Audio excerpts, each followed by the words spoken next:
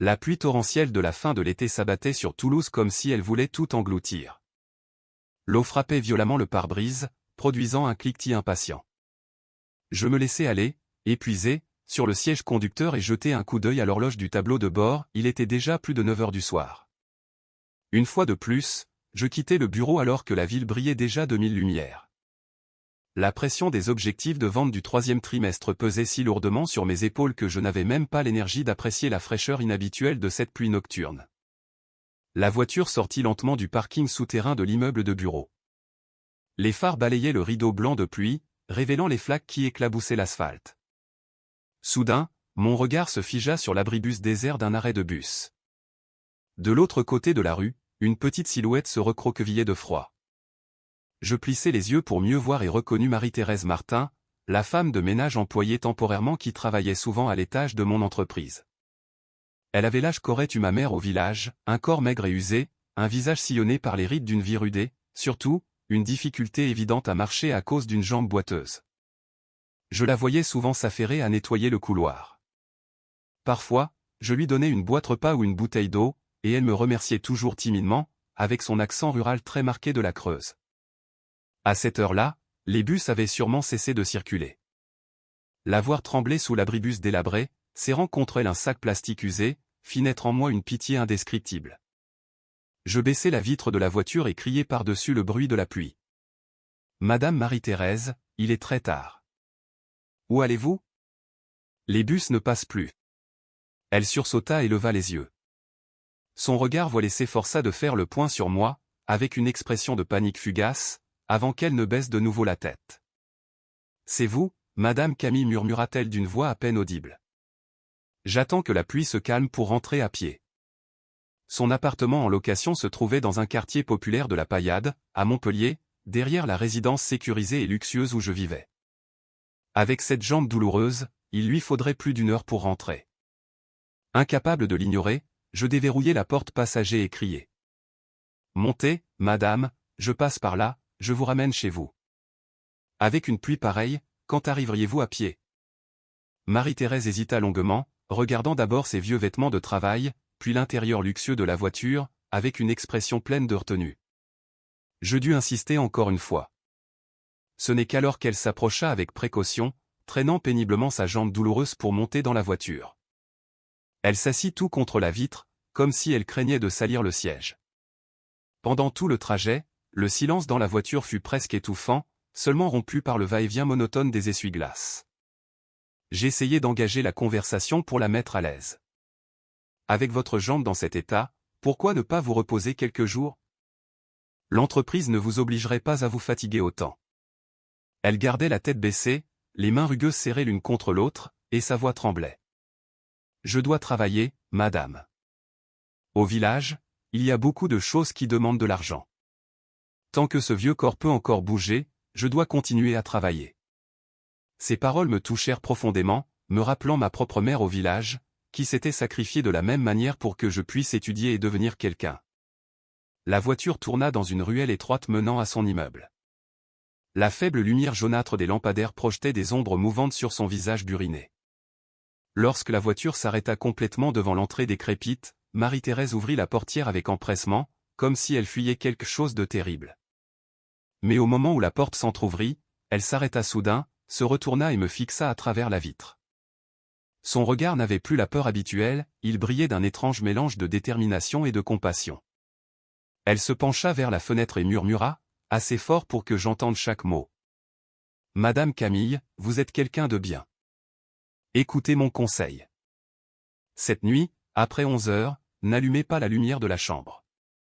Restez immobile dans l'obscurité et observez. » Sur ces mots, elle s'éloigna en boitant à toute vitesse. Sa silhouette voûtée disparut rapidement derrière l'épaisse rideau de pluie, me laissant figé dans la voiture, plongé dans une profonde confusion. Que signifiait cet avertissement ? Pourquoi après 11 heures, et pourquoi moi ? Un frisson me parcourut l'échine, non à cause de la climatisation, mais d'une inquiétude vague et naissante. J'appuyai sur l'accélérateur et rentrai dans le parking souterrain de ma résidence. Pourtant, les paroles de cette femme boiteuse résonnaient dans mon esprit comme une malédiction. En entrant dans mon appartement spacieux et chaleureux, je trouvai Julien Moreau, mon mari, assis sur le canapé en train de regarder les informations économiques sur BFM Business. En me voyant arriver, il se leva d'un bond pour m'accueillir. Son sourire était aussi chaleureux que d'habitude. Julien prit mon sac des mains, la voix grave et pleine d'inquiétude. « Pourquoi rentres-tu si tard aujourd'hui, ma chérie? Tu es trempée par la pluie? Je t'ai préparé un bain de pieds chaud. » En voyant ces gestes attentionnés, mon cœur s'adoucit un peu et je me reprochais d'être aussi paranoïaque à cause de la remarque anodine d'une femme de ménage. Julien était le mari idéal dont rêvaient tant de femmes, séduisant, doté d'une carrière solide et, surtout, toujours attentif et affectueux avec son épouse. Cela faisait 3 ans que nous étions mariés, même si nous n'avions pas encore d'enfants, notre vie conjugale avait toujours été paisible et heureuse. Je me changeai, avalai rapidement le potage chaud qu'il avait préparé, puis allai me coucher. Mais les paroles de Marie-Thérèse continuaient de résonner dans mes oreilles comme une aiguille plantée dans mon cerveau.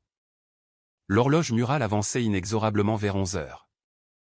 J'éteignis la lumière de la chambre, me tournai dos à Julien et simulai une respiration régulière, comme si je dormais profondément. La pièce fut plongée dans une obscurité dense, seulement troublée par la lumière de la rue qui filtrait à travers les fentes des rideaux, dessinant de pâles bandes lumineuses sur le parquet. Une dizaine de minutes plus tard, j'entendis un léger craquement à côté de moi. Julien se redressa et m'observa longuement en silence. Puis, avec une infinie précaution, il écarta la couverture et se leva du lit. Il ne se dirigea pas vers la salle de bain comme je l'avais cru, mais alla droit à l'armoire, prit une veste légère et sortit furtivement de la chambre. Mon cœur battait à tout rompre, partagé entre curiosité et peur. Je devais découvrir la vérité. J'attendis encore quelques minutes, puis quittai silencieusement le lit, enfilai un peignoir et marchai pieds nus pour ne pas faire de bruit. Arrivé au salon, je vis que la porte d'entrée était entr'ouverte. L'indicateur de l'ascenseur montrait qu'il descendait vers le 2e sous-sol. Plutôt que de prendre l'ascenseur, je décidai d'emprunter l'escalier de secours. Le froid du béton sous mes pieds nus me tint plus éveillé que jamais. En arrivant au parking, je me cachai derrière une large colonne de béton, retenant mon souffle, tandis que j'observais la voiture familiale garée dans un coin isolé, juste dans un angle mort des caméras de surveillance. Sous la faible lumière jaunâtre du parking, je vis Julien debout. Ce qui me laissa totalement stupéfaite, c'est que la personne face à lui était Marie-Thérèse, la pauvre femme de ménage que je venais de raccompagner chez elle. Mais celle qui se tenait là était complètement différente, droite, agile, avec une allure provocante. Cette boiterie pitoyable avait disparu sans laisser la moindre trace. Je me couvris la bouche pour étouffer un cri de surprise et tendis l'oreille pour écouter leur conversation. Julien la regardait avec agacement, parlant d'un ton sec. « Maman, pourquoi m'envoies-tu un message à une heure pareille?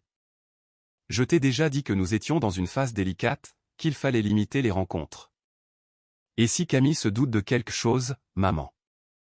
Ces mots, sortis de la bouche de mon mari, résonnèrent dans ma tête comme un coup de marteau, faisant vaciller tout ce qui m'entourait. Marie-Thérèse pinça les lèvres. Sa voix était mordante, très différente de sa timidité habituelle. « Ah bon? Si je ne t'envoie pas de message, tu m'ignores. Et les terres du village, alors? La famille est exsangue. » Julien soupira, sortit une chemise rose de la poche de sa veste et la lui glissa brutalement dans la main. « Voilà l'acte de propriété à ton nom.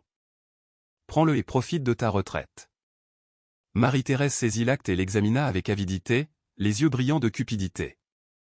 Elle esquissa un sourire ironique. « Voilà qui me plaît, mon bon garçon, mais il va falloir te dépêcher. Je suis fatigué de cette comédie consistant à faire le ménage et à feindre d'être infirme. » Julien regarda autour de lui et baissa la voix, d'un ton calculateur. « Maman, tiens encore ton rôle quelques mois. Attends que cette idiote de Camille disparaisse.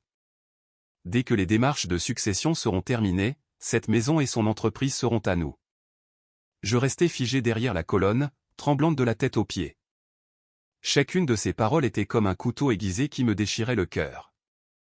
L'homme avec qui je partageais ma vie, celui qui me murmurait chaque jour des mots d'amour, se révélait être un démon déguisé en ange, conspirant avec sa propre mère pour me ôter la vie et s'emparer de mes biens. La chemise rouge qu'elle tenait entre les mains était aussi rouge que le sang, le prix de leur fausse comédie de pitié. Et la victime de cette œuvre cruelle, ce n'était autre que moi. Julien se retourna et marcha vers l'ascenseur d'un air détaché, comme s'il venait de s'acquitter d'une dette de gratitude, et non de soudoyer sa mère pour acheter la vie de son épouse. Je savais que je ne pouvais pas attendre une seconde de plus. S'il me découvrait là, tout serait révélé et je n'aurais aucune échappatoire. Je me mis à courir désespérément dans l'escalier de secours. Les marches de béton, froides et rugueuses, me blessaient la plante des pieds, mais cette douleur physique n'était rien comparée à la plaie béante qui saignait dans mon cœur. En arrivant devant la porte de l'appartement, je tentai de calmer ma respiration haletante, remis en place mes cheveux en bataille et entrai furtivement. Je me glissai dans le lit et me couvris la tête avec la couette, feignant de dormir. Quelques minutes plus tard, j'entendis le bruit de la serrure et les pas familiers de Julien. Il n'entra pas directement dans la chambre, mais se dirigea vers la cuisine. Le tintement de la vaisselle résonna dans la nuit silencieuse, aigu et strident. Un instant après, la porte de la chambre s'ouvrit et la faible lumière de la lampe de chevet s'alluma. Julien me secoua doucement l'épaule. Sa voix était si douce qu'elle me donna la nausée.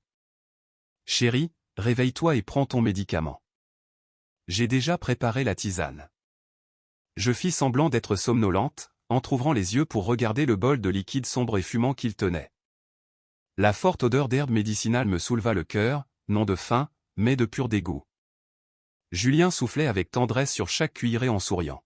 « J'ai dû la demander à un guérisseur de campagne, dit-il. Il a très bonne réputation. Bois-la pour reprendre des forces. Cette année, nous devons donner un petit enfant à mes parents pour qu'ils soient heureux. » En regardant le bol entre ses mains, je me rappelais ces paroles glaciales dans le parking, attends que cette idiote de Camille disparaisse. Il apparut clairement que toute son attention, ces infusions qu'il me préparait chaque soir, n'étaient que des outils pour mener à bien son plan sinistre. Je réprimai mes hauts le cœur, pris le bol de main tremblante et fis une moue boudeuse. C'est très amer, est-ce que je peux ne pas le boire, ou le prendre demain? Julien fronça les sourcils.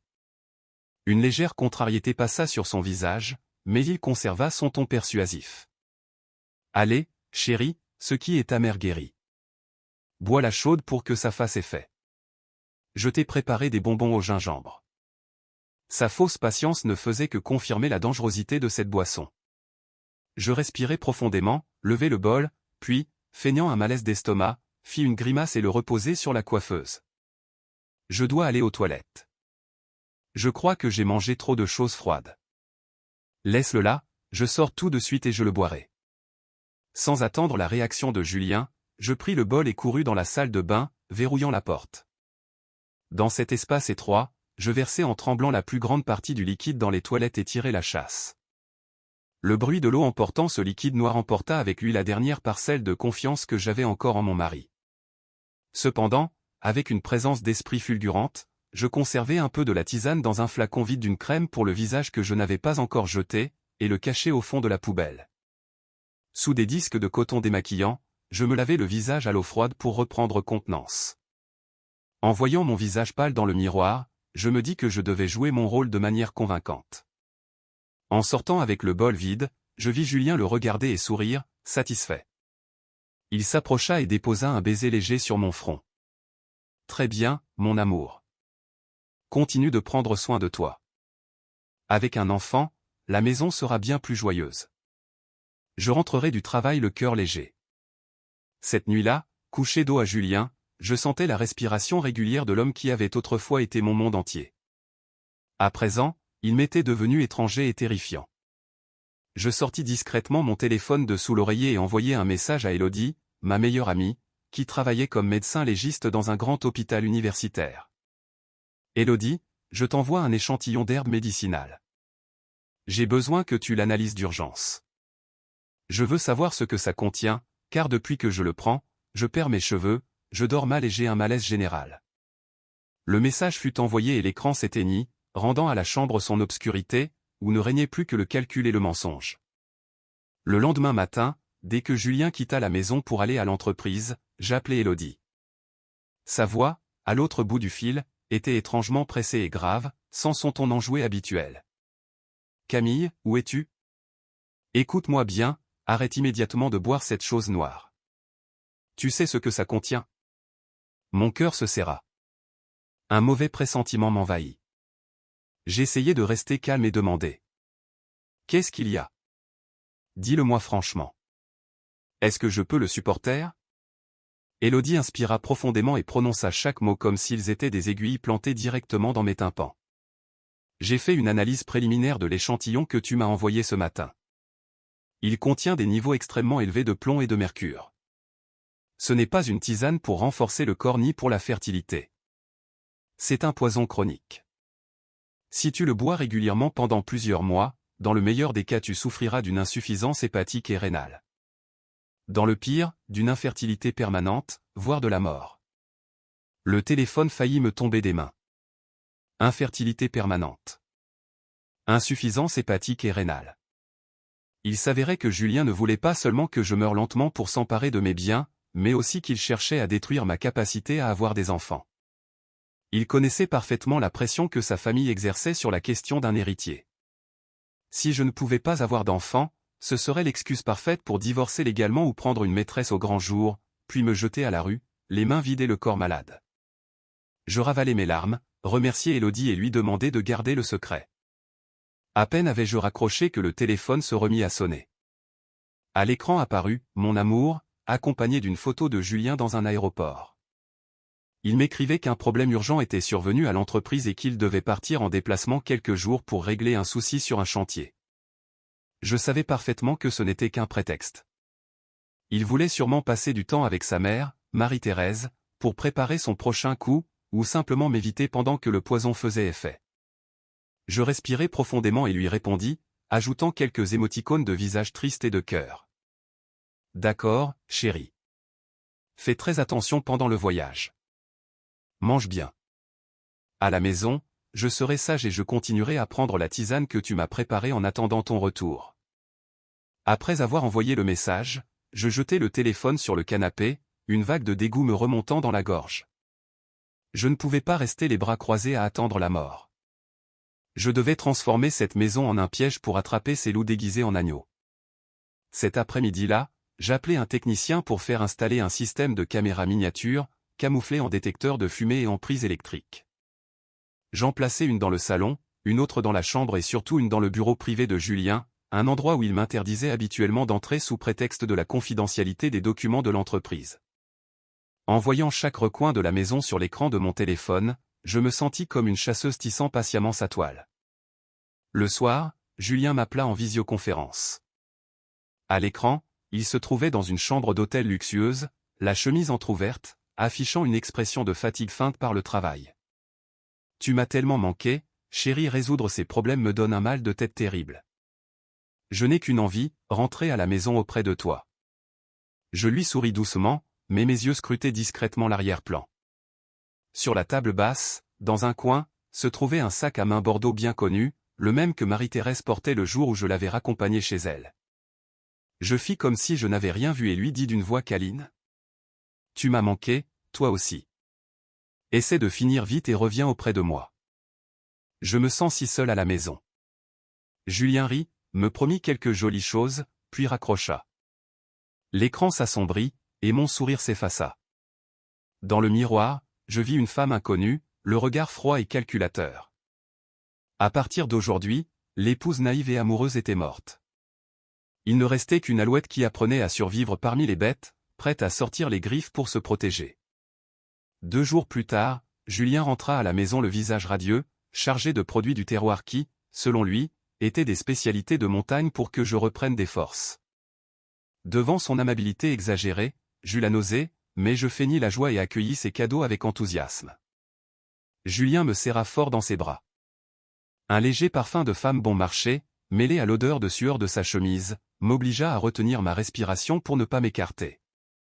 Il dit : « Je vais prendre une douche, je suis dans un état, regarde les fruits, ils sont tous de première qualité. » J'attendis que le bruit de l'eau commence à couler dans la salle de bain, puis je courus vers le bureau de Julien.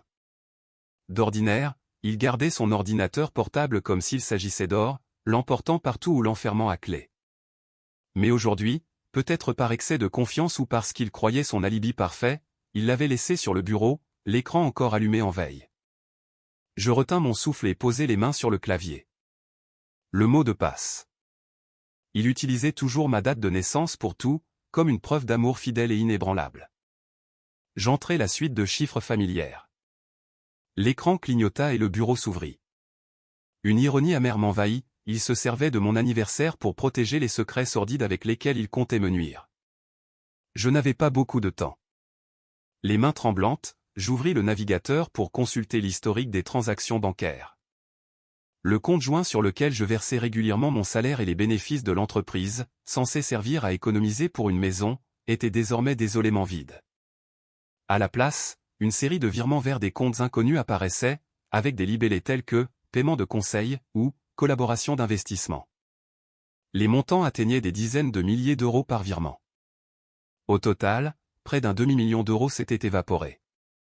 Je pris rapidement des photos des transactions avec mon téléphone, puis continuai à fouiller dans les dossiers du disque dur. Dans un dossier caché intitulé « Divers », je trouvai un fichier Excel nommé « Plan sur 5 ans ». La curiosité l'emporta. En l'ouvrant, je tombai sur un tableau d'une précision glaçante. Ce n'était pas un plan de développement pour l'entreprise, mais une feuille de route pour détourner des actifs et planifier ma mort. Chaque ligne, chaque colonne le rendait douloureusement clair. Phase 1, transfert de capital vers une société écran. Terminé. Phase 2, souscription d'une assurance vie au plafond maximal. En cours. Phase 3, incident de santé naturelle, de l'épouse, prévu pour le 4e trimestre de cette année. Cette mention, prévue pour le 4e trimestre, avait la froideur d'une sentence de mort datée et minutée. Je compris, horrifié, que Julien n'agissait pas sur un coup de tête, il avait tout planifié méticuleusement pendant des années, depuis notre mariage. Au même moment, le bruit de l'eau dans la salle de bain s'arrêta brusquement. Mon cœur sembla vouloir sortir de ma poitrine. Je branchai rapidement un petit USB que j'avais préparé. Les mains tremblantes, je copiai toutes les données importantes. La barre de progression avançait lentement, comme pour se moquer de moi. 90% 95 j'entendis les pas de Julien sortant de la salle de bain, son sifflement de plus en plus proche. 99 100%. J'arrachai l'USB d'un geste sec, le glissai dans la poche de mon pantalon, remis l'écran dans son état d'origine et reculai furtivement vers la porte. À cet instant précis, Julien entra dans le bureau, enveloppé d'une simple serviette, les cheveux encore mouillés. En me voyant là, ses yeux brillèrent d'une suspicion tranchante et son sourire se figea. « Qu'est-ce que tu fais ici, chérie ? Je pensais que tu préparais les fruits au salon. » J'essayai de garder mon calme, esquisser le sourire le plus innocent possible et désigner l'étagère derrière lui. Je cherchais le livre de cuisine que j'ai laissé ici l'autre jour. Je voulais voir comment préparer certains des fruits que tu as rapportés, mais je ne le trouve pas. Julien me fixa un moment. Puis son expression se détendit. Il s'approcha, passa ses bras autour de ma taille et murmura. « Quel livre, à cette heure-ci demain je te le trouverai. Maintenant, viens au lit. Tu m'as tellement manqué. » Je le laissai m'enlacer, mais dans la poche de mon pantalon, ma main serrait fort l'USB froid, la preuve des crimes de l'homme avec qui je partageais mon lit. Le lendemain matin, sous prétexte d'un rendez-vous avec un client, je sortis pour retrouver le détective privé que j'avais engagé après cette nuit de pluie funeste. Le café était caché dans une ruelle calme. La musique douce en fond ne parvenait pas à apaiser ma tension. Le détective posa sur la table un dossier épais et, d'un geste grave, le poussa vers moi. « Madame Camille, vos soupçons sont totalement fondés. En réalité, la vérité est bien plus compliquée que vous ne l'imaginez. » J'ouvris le dossier de main tremblante. La première page était un rapport sur Marie-Thérèse Martin. Son nom véritable y figurait, ainsi que son origine, un village pauvre de la Creuse. Mais ce qui me laissa stupéfaite, ce fut la rubrique consacrée aux liens familiaux. Sur l'acte de naissance de Julien, l'homme que je croyais orphelin, élevé en foyer, apparaissait clairement le nom de sa mère, Marie-Thérèse Martin. Ainsi, l'histoire de son enfance malheureuse et de sa lutte pour s'en sortir, celle qu'il m'avait racontée tant de fois pour m'émouvoir, n'était qu'un scénario parfaitement fabriqué. Le détective me montra une photo prise en cachette. On y voyait Marie-Thérèse, élégamment vêtue, portant des lunettes de soleil, descendant d'une voiture coûteuse devant un immeuble de bureau. Il dit : « Madame Marie-Thérèse n'est pas une pauvre femme de ménage, madame. C'est la directrice juridique de Société Annan SARL, l'une des sociétés écrans qui reçoivent de l'argent depuis le compte de votre mari. Elle ne joue le rôle de femme de ménage que pour pouvoir s'approcher de vous, vous surveiller et fabriquer l'alibi parfait pour leur plan. Je tournais les pages suivantes et chacune me glaçait davantage. Marie-Thérèse et Julien avaient collaboré à la perfection. Julien, sous prétexte d'investissement, vidait mon entreprise de sa substance et transférait les fonds vers la société de sa mère au moyen de contrats fictifs. Cet argent, une fois blanchi, revenait dans les poches de la mère et du fils sous forme de biens immobiliers et de voitures de luxe au nom de Marie-Thérèse. Je vis des photos d'eux ensemble, visitant des terrains, dînant dans des restaurants luxueux. Leur sourire était éclatant et satisfait, construit sur ma sueur et mes larmes. Le détective poursuivit. Et il y a encore autre chose. J'ai découvert que Julien n'est pas enfant unique. Il a une demi-sœur du côté maternel, nommée Nathalie, qui est actuellement responsable de la comptabilité dans la principale entreprise concurrente. Il est très probable que cette sœur soit elle aussi une pièce clé du plan visant à accaparer le marché et à mener votre entreprise à la faillite. Je repensais à toutes ces fois où mon entreprise avait perdu des contrats au dernier moment, aux mystérieuses fuites de données financières, tout était une affaire de famille. Je refermais le dossier avec l'impression de recevoir une gifle. Pendant 3 ans, j'avais vécu entouré d'une meute de loups, croyant être une princesse dans un château heureux. Julien, Marie-Thérèse, et cette sœur que je n'avais jamais rencontrée formaient une famille soudée, tissant un piège pour capturer une proie précieuse. Moi, mon innocence et ma confiance avaient été les armes les plus affûtées qu'ils avaient utilisées pour m'éventrer. Je payai le détective et sortis du café, le dossier à la main. Le soleil de midi me frappa en pleine figure, m'aveuglant, mais à l'intérieur je sentais un froid d'hiver. Je pensais à mes parents au village, ces humbles agriculteurs qui avaient vendu les terres familiales pour me donner le capital de départ. Ils avaient toujours été si fiers de leur gendre, orphelin et entreprenant. S'ils connaissaient la vérité, ils en mouraient de chagrin. Je serrais les poings, mes ongles s'enfonçant dans ma peau. Non, je ne les laisserai pas s'en tirer. Ils voulaient faire de moi leur marionnette, alors je deviendrais celle qui tient les fils. Ils voulaient mon patrimoine. Je leur ferai rendre chaque centime, centime par centime, et payer de leur propre liberté. Je sortis mon téléphone et appelai un vieil ami qui travaillait à la DGFiP.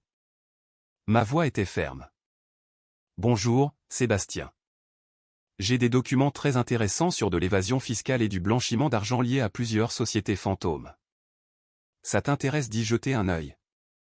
Ce soir-là, le dîner se déroula dans une atmosphère étouffante. Malgré la table couverte de plats coûteux que Julien avait commandés au restaurant, il me servit un morceau de saumon.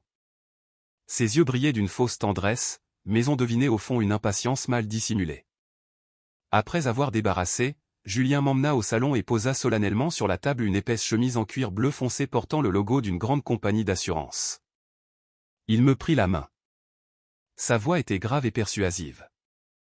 Chérie, ces derniers temps je voyage beaucoup pour le travail, et avec tous ces accidents, ça m'inquiète. J'y ai bien réfléchi, on devrait souscrire une assurance vie comme un investissement pour l'avenir. S'il arrivait quelque chose, au moins celui qui reste serait couvert.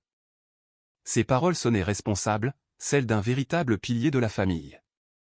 Si j'avais été l'Alouette d'il y a un mois, j'en aurais eu les larmes aux yeux. Mais maintenant, en regardant cette chemise, je sentis un frisson, comme si je voyais ma propre sentence de mort. Je pris le contrat et tournai les pages. Les chiffres et les clauses dansaient devant mes yeux, mais je repérais la ligne la plus importante, l'unique bénéficiaire en cas de mon décès était Julien Moreau, conjoint légal, pour une indemnisation de plusieurs millions d'euros.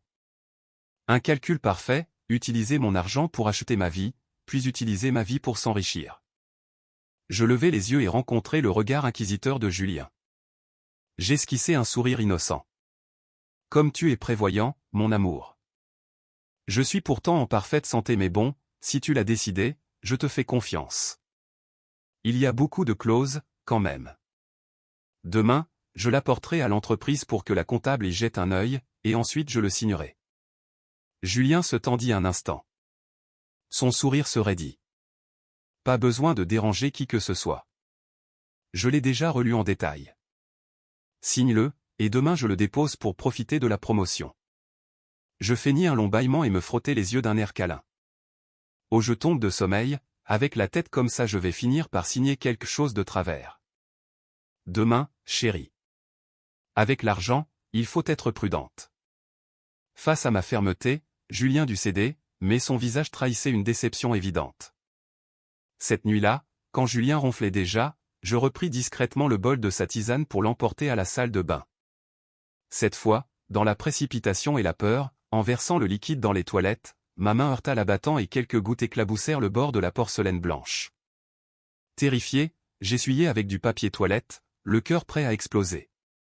Une minuscule erreur. S'il découvrait que je ne buvais pas la tisane, tous mes efforts et toute ma patience s'effondreraient. Je tirai la chasse 2 fois, inspectai soigneusement chaque recoin, puis regagnai le lit sur la pointe des pieds. Allongé près de l'homme qui projetait de me tuer pour l'argent de l'assurance, je tournais et retournais toute la nuit, comme si j'étais sur un lit de braise, brûlé par la peur et le dégoût. Le lendemain matin, j'arrivai à l'entreprise avec des cernes après une nuit blanche, mais une épaisse couche de maquillage masquait ma fatigue. À peine assise, je reçus un rapport du service technique sur le projet Aurore, mon projet le plus important de l'année. Les données du rapport révélaient un problème grave, notre offre avait fuité chez un concurrent, qui avait présenté une proposition avec un écart de prix infime, une coïncidence bien trop incroyable pour être fortuite. J'appelai le responsable informatique et lui demandai de vérifier les caméras et l'historique d'accès aux données internes. Le résultat me glaça, la personne qui avait accédé aux fichiers confidentiels en pleine nuit n'était autre que Mathis, l'assistant que je considérais presque comme un frère. Mathis était entré dans l'entreprise comme stagiaire, et c'était moi qui lui avais tout appris. Même lorsque sa mère était tombée malade, je n'avais pas hésité à l'aider financièrement, et maintenant c'était lui qui me plantait un couteau dans le dos. Je fis venir Mathis dans mon bureau, fermai la porte et tirai les rideaux. Il entra avec une expression nerveuse, se tordant les mains. Je ne lui criai pas dessus, je ne le réprimandai pas, je fis simplement pivoter l'écran de l'ordinateur vers lui. On y voyait la vidéo de lui, en train de copier les données en cachette. Le visage de Mathis devint pâle comme de la cire, il tremblait. Il s'agenouilla au sol, la voix brisée. « Madame Camille, je suis vraiment désolé. » Je le regardai le cœur en miettes, mais je gardai un ton calme et froid. « Pourquoi? Je ne t'ai pas bien traité? Le salaire que je te verse n'est pas suffisant au point que tu dois vendre ta conscience? » Mathis éclata en sanglots. Des larmes coulaient sur son jeune visage. « Je ne voulais pas le faire, madame, mais ma mère a un cancer en phase terminale, et il faut de l'argent en urgence pour l'opération. Monsieur Julien, il m'a promis que si je l'aidais à obtenir ces informations, il me donnerait 200 000 € pour sauver ma mère. » Le nom de Julien dans la bouche de Mathis fut une révélation. Il s'avérait que ses tentacules s'étendaient jusque dans ma propre entreprise, achetant la personne en qui j'avais le plus confiance. Il ne voulait pas seulement me tuer à la maison, il voulait aussi détruire mon moyen de subsistance, la carrière que j'avais mis tant d'années à bâtir. En regardant Mathis, qui se frappait la tête contre le sol, repentant, je ressentis un mélange de colère et de compassion. Ce n'était qu'un pion misérable sur l'échiquier de l'ambition de mon mari. Je me levai et m'approchai de la fenêtre. En observant l'agitation des passants dans la rue, je pensais à la cruauté de l'argent. Julien avait exploité la dévotion filiale d'un jeune homme pour le transformer en traître, mais il se trompait. Il croyait que l'argent pouvait tout acheter. Moi, j'utiliserais le cœur des gens pour le vaincre. Je me retournai et fixai Mathis dans les yeux. Ma voix se fit ferme. Lève-toi. Pleurer ne résout rien. Maintenant, tu veux sauver ta mère et réparer ton erreur, ou tu veux aller en prison pour espionnage industriel? Mathis se releva maladroitement. Ses yeux rougis me regardaient avec peur, mais aussi avec une lueur d'espoir. Je sortis d'un tiroir un dossier que le détective m'avait envoyé et le jetai sur la table devant lui. C'étaient des preuves de la véritable situation financière de Julien, noyé sous des dettes de jeu, des prêts d'usurier aux intérêts exorbitants, et surtout, complètement ruiné. Je dis froidement. Regarde bien. L'homme qui t'a promis 200 000 € est plus endetté que quiconque. D'où va-t-il sortir cet argent? Il te ment. Il t'utilisera, puis te laissera tomber pour que tu assumes les conséquences légales, pendant que ta mère n'aura toujours pas l'argent pour son traitement. Mathis prit les feuilles, ses mains tremblaient. Son visage passa de la peur à la stupeur, puis à une colère incontrôlable. Il serra les dents et froissa les papiers dans sa main. Qu'il soit maudit, il m'a juré qu'il avait l'argent prêt, que dès que je lui enverrais les données, il ferait le virement. Il m'a trompé. Il a osé jouer avec la vie de ma mère. L'indignation d'un fils acculé transforma Mathis. Je compris que c'était le moment parfait pour renverser la situation, pour faire de Mathis, de traître, mon arme la plus tranchante. Je lui servis un verre d'eau. Ma voix s'adoucit. Je t'avancerai tout l'argent pour l'opération de ta mère. Considère ça comme un prêt que tu me rembourseras en travaillant. Mais en échange tu dois me rendre un service. Mathis releva brusquement la tête, les yeux pleins de gratitude et de détermination. Madame Camille, vous avez sauvé ma mère. Ma vie est à vous. Je ferai tout ce que vous demanderez, même tuer ce salaud. Je secouai la tête. Je n'ai pas besoin que tu fasses quoi que ce soit d'illégal. Je veux que tu continues à travailler pour lui. Mathis me regarda, confus. Je souris d'un air mystérieux. Continue de faire semblant d'avoir obtenu les informations. Garde le contact avec lui comme si de rien n'était. Mais à partir de maintenant, tout ce que tu lui enverras devra passer par ma relecture et ma modification. Je voulais me servir de Mathis pour filtrer de fausses informations, pour attirer Julien et ceux qui se tenaient derrière lui dans le piège que je préparais. Mathis acquiesça à plusieurs reprises, comprenant. Entendu. Je serai un agent double, ne vous inquiétez pas. Je jouerai ça de manière convaincante. Il ne se doutera de rien. Quelques heures après son départ, il m'envoya un enregistrement de l'appel qu'il venait d'avoir avec Julien. Dans l'enregistrement, la voix de Julien semblait d'une anxiété extrême. Il pressait Mathis d'envoyer les données et prononça un nom qui me fit sursauter. « Dépêche-toi, Monsieur Deschamps attend des nouvelles. Si ça se passe bien, il ne te laissera pas tomber. L'argent, ce n'est pas le plus important. » Ce nom, Deschamps, m'était familier. Je fouillai ma mémoire et je compris, horrifié, qu'il s'agissait de Monsieur Henri Deschamps, un actionnaire important de l'entreprise à qui je m'étais toujours adressé avec respect. Monsieur Deschamps était connu pour être un homme sérieux, peu bavard, qui me soutenait constamment lors des réunions du conseil, jouant le rôle d'une figure paternelle bienveillante. Mais à présent, à travers les paroles de Julien, il se révélait comme le cerveau derrière tout cela. Je demandai au détective d'enquêter plus à fond sur la relation entre Julien et Monsieur Deschamps. Le résultat me glaça, ils étaient de lointains parents du même village. Et plus terrifiant encore, Monsieur Deschamps était directement lié à la mort de mes parents. Il y a 20 ans, mes parents avaient eu des difficultés financières, et des créanciers les avaient pressés à un point tel qu'ils avaient dû tout vendre et prendre une décision désespérée. Et ce créancier cruel d'alors, d'après les archives, s'appelait Henri Deschamps. Je restai assise dans mon bureau, assommée. Les souvenirs douloureux de l'enfance revinrent comme une avalanche, l'image de mes parents travaillant sans relâche, les nuits blanches à s'inquiéter des dettes, puis ce jour fatal où ils m'avaient laissé seul au monde. J'avais toujours cru que c'était la malchance, une affaire ratée, mais tout avait été une conspiration sanglante pour s'emparer de leurs biens. Monsieur Deschamps avait conduit mes parents à la mort pour s'approprier leur exploitation, et maintenant il utilisait son petit-neveu Julien pour dévorer l'entreprise que j'avais reconstruite sur les cendres. La haine explosa en moi comme un feu vorace, consumant le dernier reste d'humanité qui me demeurait. Ce n'était plus seulement une lutte pour protéger mon patrimoine ou mon mariage. C'était une vengeance familiale, une dette de sang qui devait se payer par le sang. Il avait feint d'être un homme bien pendant toutes ces années, me regardant grandir, me regardant me battre, il devait se délecter en voyant la fille de son ennemi lui faire une confiance aussi aveugle. Je m'essuyai les larmes. Mon regard devint plus froid et plus déterminé que jamais. Monsieur Deschamps, Julien, et toute cette famille de traîtres, je ne laisserai aucun d'eux trouver le repos. Je pris mon téléphone et appelai mon avocat personnel. Ma voix était étrangement calme. Préparez les dossiers, s'il vous plaît. Je veux revoir tout le processus de transfert des actions de Monsieur Deschamps jusqu'à aujourd'hui, et aussi le dossier de la mort de mes parents, il y a 20 ans. Ce matin-là, le ciel était plombé, chargé de nuages sombres annonçant un grand orage, comme mon cœur déchaîné. Julien s'était levé très tôt.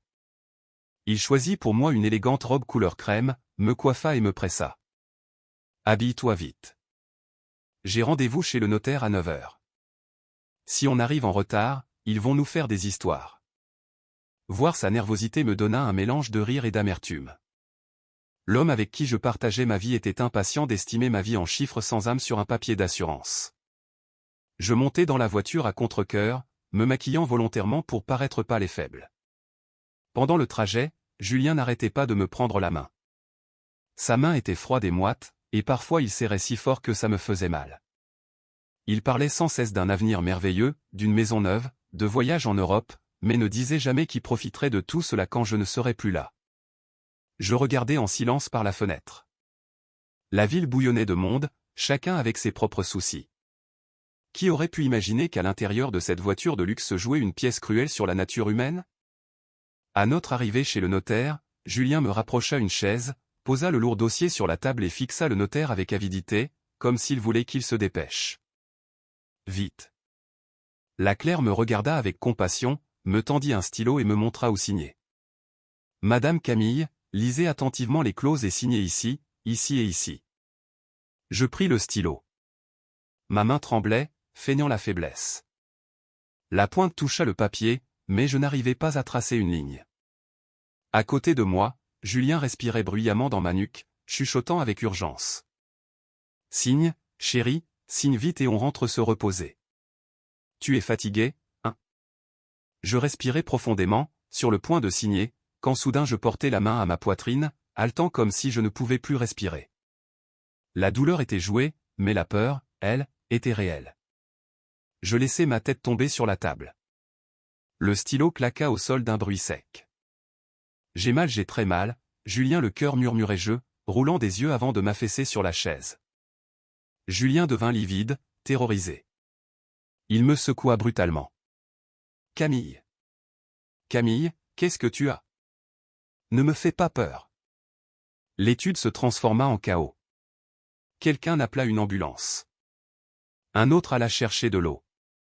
Dans la confusion, j'observais du coin de l'œil l'expression de Julien, il était réellement effrayé, non pas à l'idée de perdre sa femme, mais parce qu'il craignait que je meure avant d'avoir signé le transfert des biens et le contrat d'assurance. L'ambulance arriva rapidement. On m'emmena directement à l'hôpital où travaillait Élodie, comme nous l'avions prévu.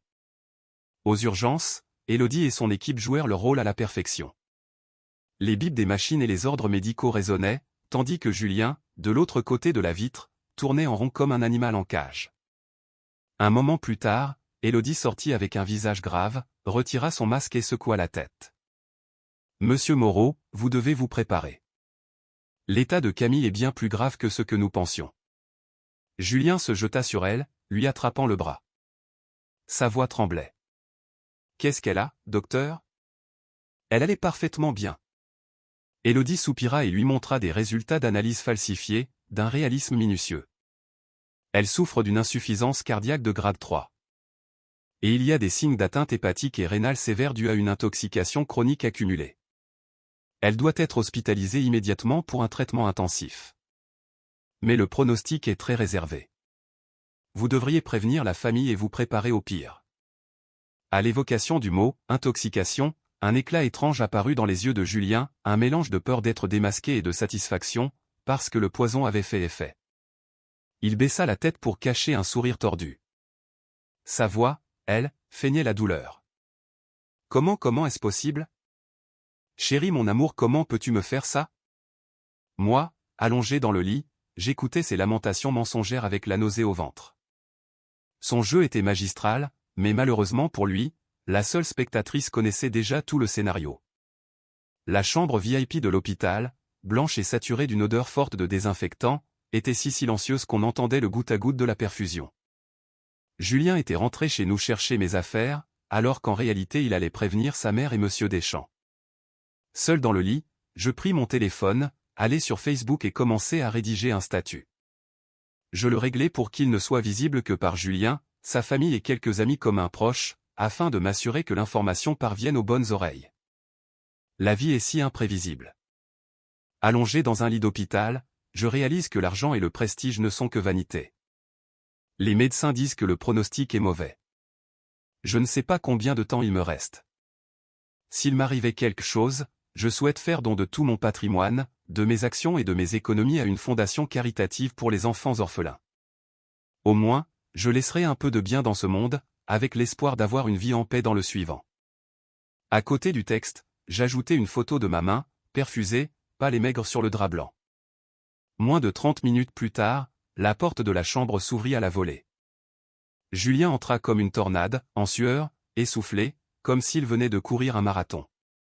Il me fixa, les yeux injectés de sang, sans la moindre trace de sa fausse tendresse. Il me brandit son téléphone. Sa voix n'était plus qu'un grognement. Tu es folle? Qu'est-ce que tu as écrit sur Internet? Donner? Cet argent, c'est la sueur et les larmes de toutes ces années. Comment peux-tu penser à le donner à des inconnus? Je le regardais en clignant des yeux avec une innocence feinte. Ma voix n'était qu'un faible murmure. Qu'est-ce qui t'arrive? Je me sens très faible. Je crois que je ne vais pas m'en sortir. Nous n'avons pas d'enfants, et tes parents ont leur retraite. À quoi me sert l'argent si je meurs? Je le laisse à la société, pour te porter bonheur. Peut-être comme ça, si tu te remaries, tu auras vite un enfant.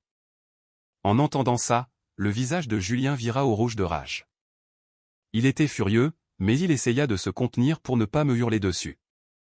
Il s'affala sur une chaise et me prit la main. Son ton se voulait suppliant, mais sonnait forcé. Ne dis pas de bêtises, chérie. Tu vas aller mieux. On a tout l'avenir devant nous. Et s'il arrivait quelque chose, le patrimoine doit rester dans la famille. Je suis ton mari. Je t'ai soigné pendant des années. Pourquoi tu ne penses pas à moi? Si tu donnes tout à des inconnus, qui s'occupera de moi si je tombe malade? Je retirai ma main et me tournai, feignant de dormir. Tu es en bonne santé et tu es capable. Tu n'auras pas de mal à gagner de l'argent. J'ai décidé. L'avocat viendra cet après-midi pour faire le testament. Je veux partir en paix. Ne m'en empêche pas. Si tu m'aimes, tu devrais me soutenir. Julien bondit et se mit à faire les 100 pas dans la chambre comme une bête blessée, se tirant les cheveux, la cupidité gravée sur son visage. Non, je ne suis pas d'accord. Tu es ma femme. Tes biens sont aussi les miens. Tu n'as pas le droit de décider sans me consulter. Cria-t-il, oubliant son rôle de mari exemplaire. Je me retournai vers lui, avec une expression de déception et de douleur. Tout est joué, bien sûr. Tu tiens plus au fric qu'à moi. Je suis en train de mourir et toi, tu ne penses qu'à l'argent. Mes mots lui tombèrent dessus comme un seau d'eau glacée. Il comprit qu'il avait dépassé les bornes et changea aussitôt de ton, s'agenouillant près du lit. Non, ce n'est pas ça, chérie, c'est juste que j'ai peur que tu prennes des décisions précipitées dans cet état. Repose-toi, on en reparlera plus tard. N'appelle pas l'avocat tout de suite, d'accord? Sur ces mots, il sortit en courant, sûrement pour joindre son équipe de conseillers. En voyant son dos pressé, j'esquissai un sourire froid. Après son départ, j'envoyai un message à Marie-Thérèse, lui donnant rendez-vous dans un café près de l'hôpital, sous prétexte que j'avais besoin qu'elle m'achète quelques articles d'hygiène féminine que j'avais honte de demander à mon mari. Marie-Thérèse arriva d'un air furtif, encore dans sa tenue de travail, mais avec une bague en or voyante au doigt, sans doute le dernier cadeau de son cher fils. En me voyant si pâle, elle sourit faussement. « Madame Camille, que faites-vous ici, si malade? Si vous avez besoin de quelque chose, vous n'avez qu'à me le demander. » Je l'invitai à s'asseoir, commandai un jus d'orange et la regardai dans les yeux, triste. « Madame Marie-Thérèse, je sais comment je suis. Je ne crois pas qu'il me reste beaucoup de temps. Je ne vous ai pas appelé pour ça, mais parce que je m'inquiète pour vous. Je veux vous dire quelque chose. » Elle me regarda, confuse, jouant avec le bord de son chemisier. « Quelle nouvelle, madame? Dites, je vous écoute. » Je sortis mon téléphone et lui montrai une photo que le détective m'avait envoyée ce matin-là. Sur l'image, Julien tenait par la taille une jeune femme très élégante en entrant dans une concession automobile. Cette fille n'était autre que la fille d'un associé avec qui Julien essayait de se rapprocher. Je tendis le téléphone à Marie-Thérèse et murmurai. « Regardez bien. C'est mon mari, votre fils, n'est-ce pas? Il fréquente cette demoiselle. J'ai entendu dire qu'il lui a promis de l'épouser dès que sa femme mourra. » Le visage de Marie-Thérèse changea complètement. Sa main tremblait sur le téléphone. J'ajoutai un autre coup, plus sournois. « Vous savez, l'autre jour, je suis allé me faire tirer les cartes. La voyante m'a dit qu'il y avait un esprit mauvais dans ma maison, et que la personne qui l'a attiré porte un karma très lourd. Elle a aussi dit que celui qui ferait du mal à quelqu'un de mon âge, à cette période-là, subirait une malédiction de stérilité, que ses enfants ne relèveraient jamais la tête, et qu'il serait abandonné par ses propres enfants dès qu'il ne leur servirait plus. » Marie-Thérèse, femme de village, superstitieuse, en entendant « stérilité » et « abandonnée, devint livide. Elle bégaya. C'est vrai? La voyante a dit ça vraiment? J'acquiesçai vivement et lui pris la main, rêche et calleuse. 100%, madame. Et en plus, j'ai entendu Julien au téléphone. Il a dit que dès qu'il aurait mon argent, il vous mettrait dans une maison de retraite au village pour vous écarter, et qu'il ferait venir sa jeune maîtresse pour profiter de la vie. Réfléchissez. Vous vous êtes sacrifié si longtemps, et au final, c'est une autre femme qui profitera de tout. Mes mots frappèrent directement la peur et l'égoïsme les plus profonds de Marie-Thérèse. Elle aimait son fils, mais elle s'aimait davantage.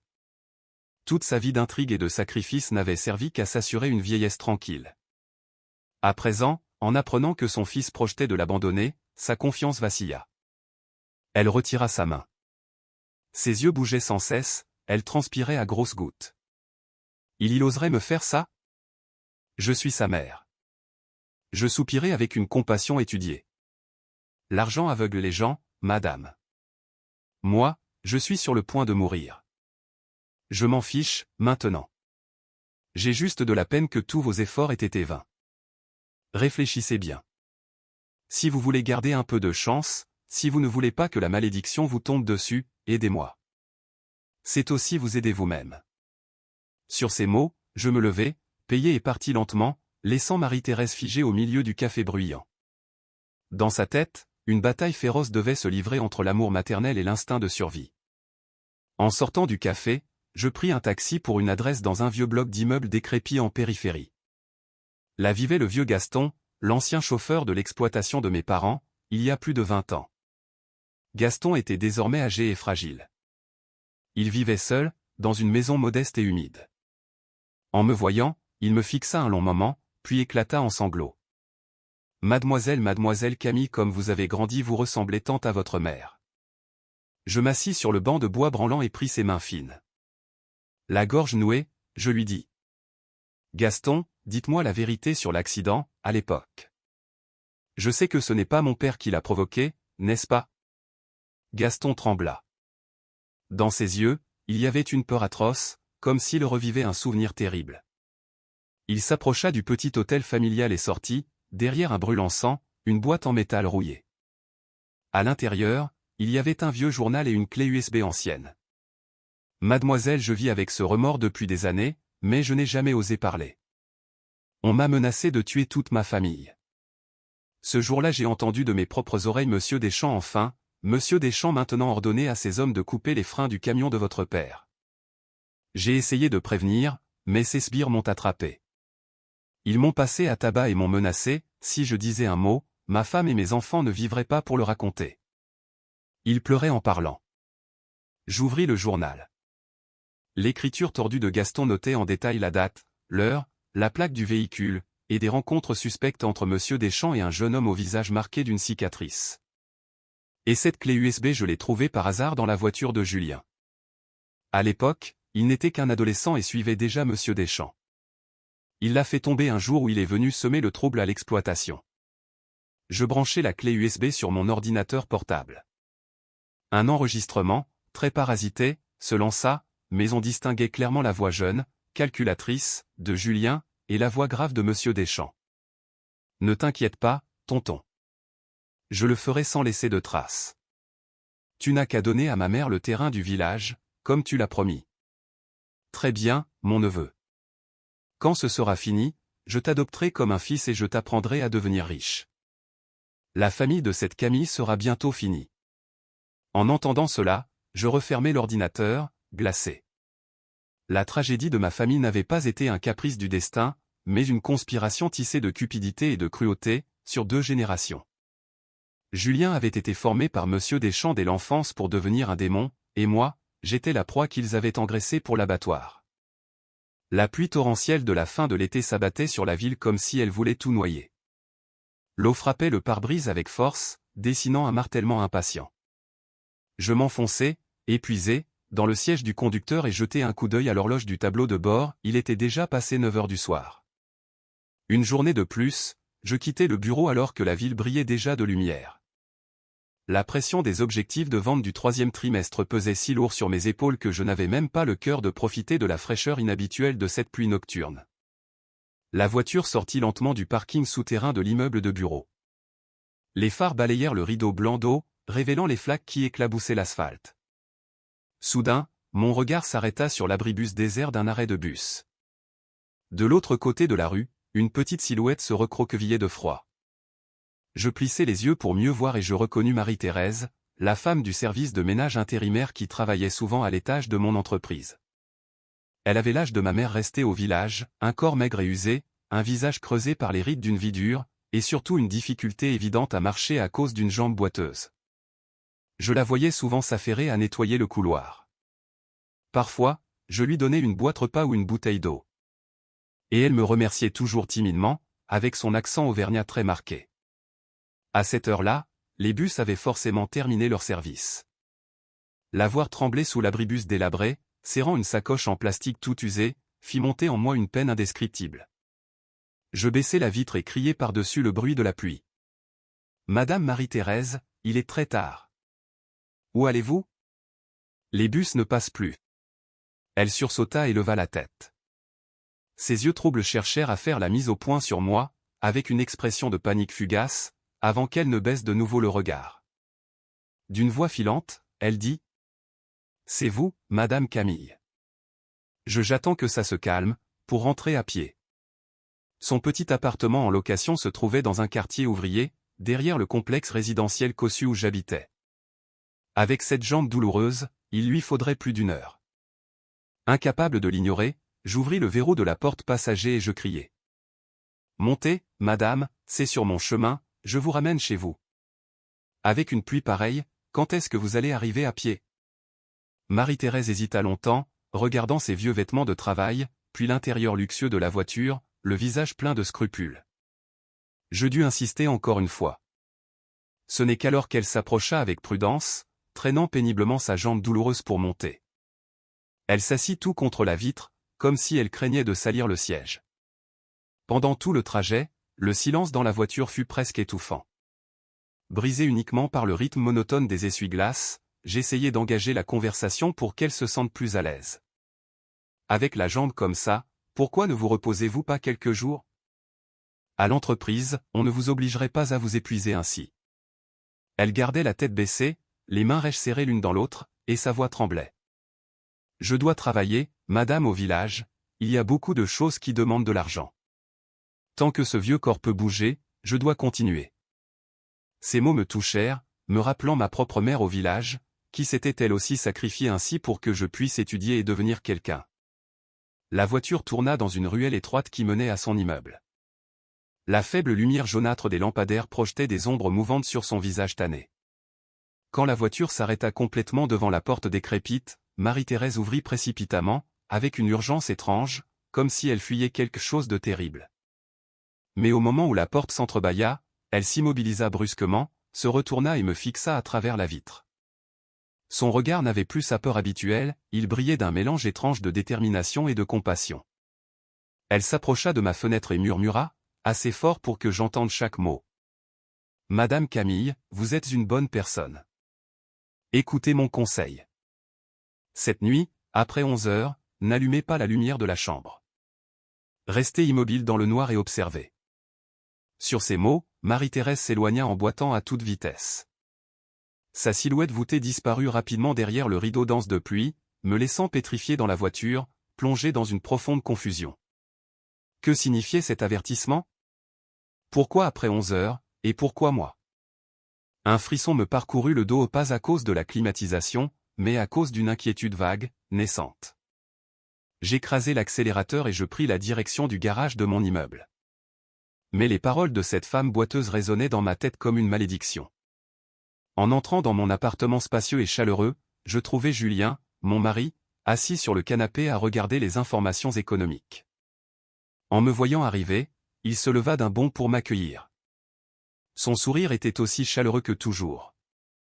Julien me prit le sac des mains, sa voix grave pleine d'inquiétude. « Pourquoi es-tu rentré si tard, chérie ? Tu as été trempée par la pluie ?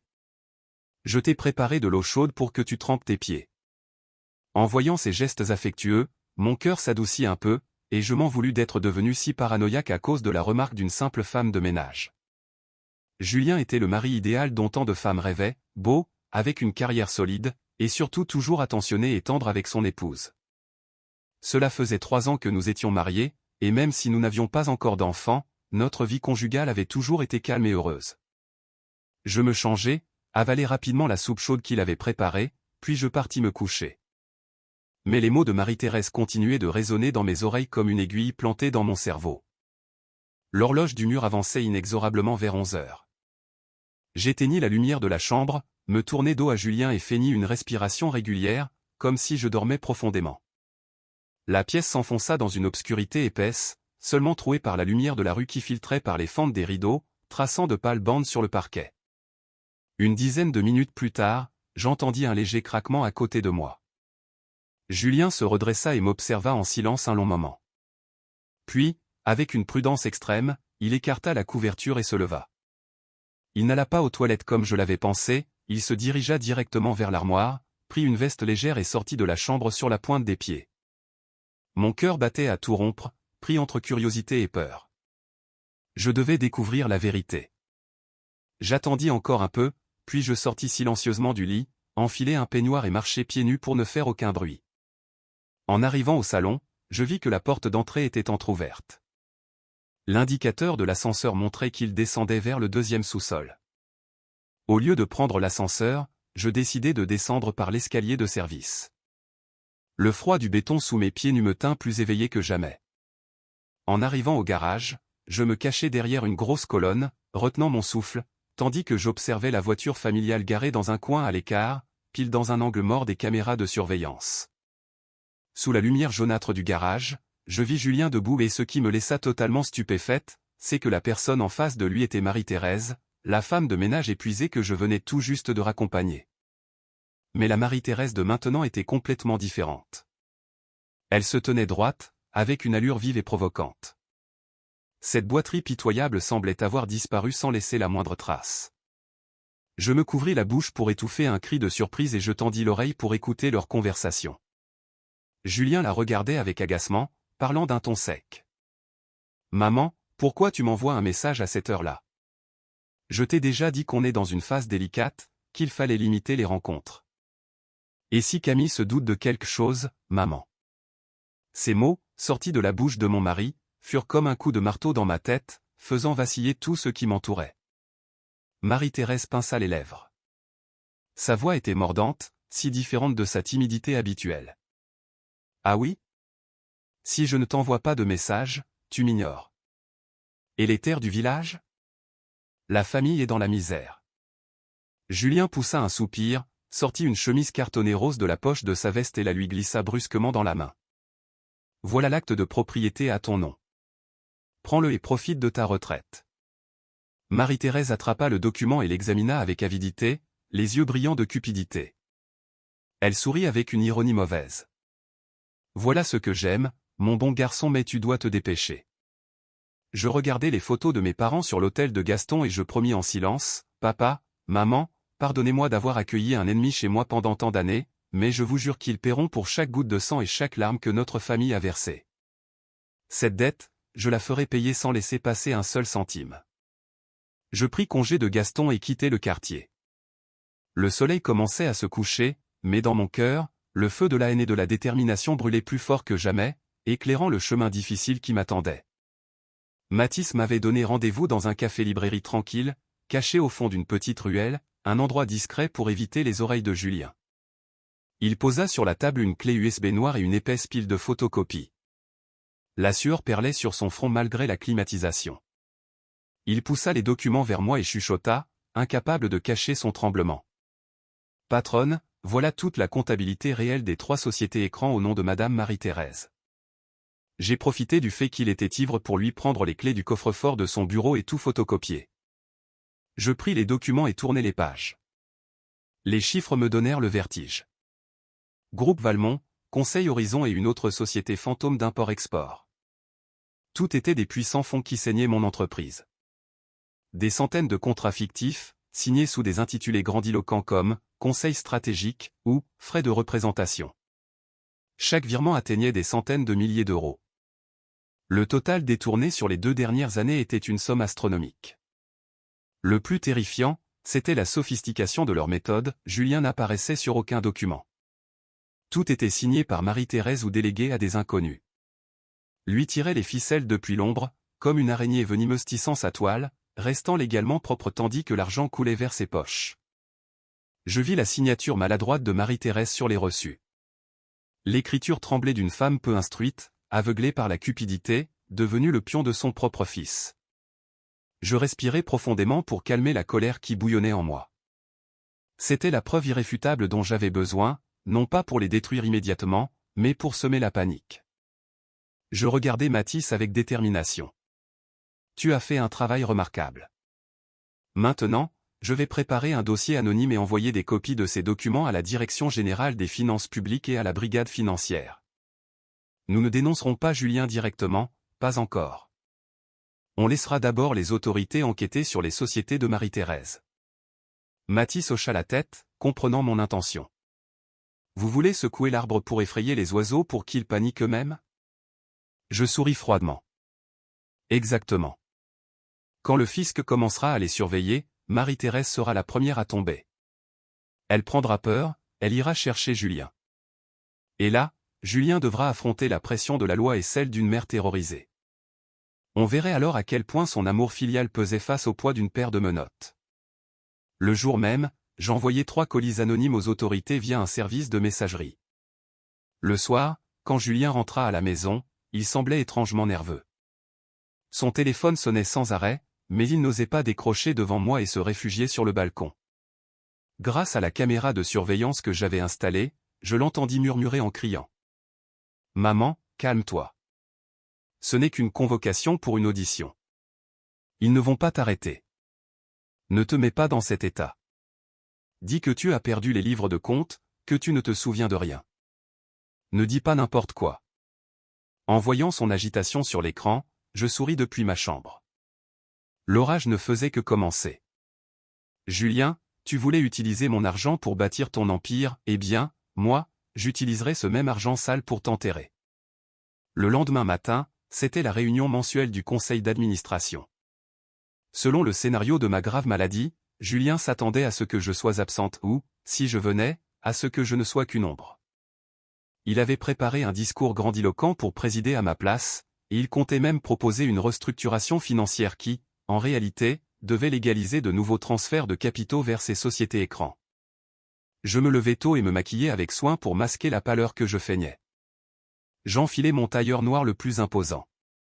Quand j'entrai dans la salle de réunion, un silence sépulcral tomba.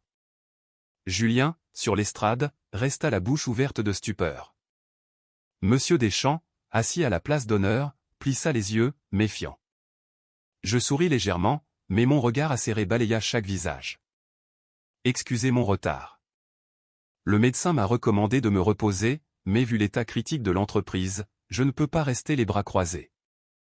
Je me dirigeai droit vers le fauteuil de présidente et fis signe à Julien de retourner à sa place. À contre-cœur, il descendit de l'estrade, le visage sombre, tout en feignant l'inquiétude. « Tu es malade, chérie? Pourquoi tu ne restes pas à la maison? Je peux m'en charger. » Je ne répondis pas. Je me tournai vers Monsieur Deschamps et dis à voix haute.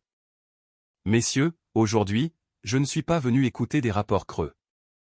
Je viens de recevoir des informations très intéressantes de notre audit externe. Il semble que les bénéfices du dernier trimestre aient chuté drastiquement à cause d'investissements inefficaces auprès de partenaires dits stratégiques. » Je jetai sur la table une copie du dossier, habilement édité. Le choc du papier sur le bois résonna dans la salle. Groupe Valmont, Conseil Horizon, des noms très sonores qui, en réalité, nous font perdre des millions. Je veux demander au directeur adjoint Julien, et à vous aussi, Monsieur Deschamps, qui avez approuvé ces collaborations, comment expliquez-vous ces pertes? La tension était palpable. Les autres actionnaires se mirent à murmurer en saisissant les documents, l'indignation montant. Julien se leva d'un bond, rouge de colère. C'est une stratégie à long terme. Les pertes à court terme sont normales. Je l'interrompis. Pertes à court terme ou détournement. La Direction générale des finances publiques a déjà commencé à s'intéresser à ces sociétés. S'ils découvrent notre lien, qu'adviendra-t-il de notre réputation? À la mention du fisc, Monsieur Deschamps pâlit. C'était un vieux renard, et il savait ce que cela signifiait. Il se tourna immédiatement vers Julien. Son regard passa de l'amabilité à une froide cruauté. « Monsieur Moreau. Je vous ai confié ce secteur d'investissement. Comment avez-vous laissé une situation pareille se produire? Je n'ai fait qu'approuver sur la base de vos rapports de viabilité. Je n'imaginais pas que vous agiriez avec une telle négligence. » Julien regarda Monsieur Deschamps, incrédule.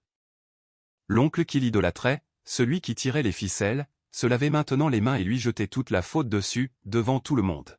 « Tonton Henri, pourquoi tu dis ça?